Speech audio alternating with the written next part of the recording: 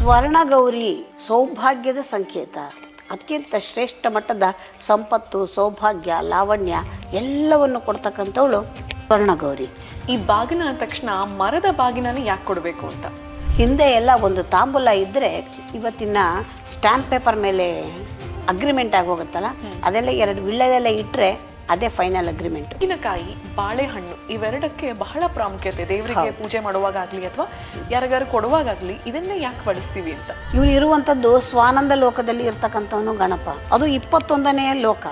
ಬ್ರಹ್ಮಲೋಕದಿಂದ ಮುಂದೆ ಬರ್ತಕ್ಕಂಥದ್ದು ಸ್ವಾನಂದ ಲೋಕ. ಅಲ್ಲಿ ಗಣಪ ಇರ್ತಕ್ಕಂಥವನು. ಗಣಪತಿಗೆ ವಿಶೇಷವಾಗಿ ಕಡುಬು, ಮೋದಕನೇ ಯಾಕೆ ನೈವೇದ್ಯ ಮಾಡ್ತಾರೆ ಅಂತ?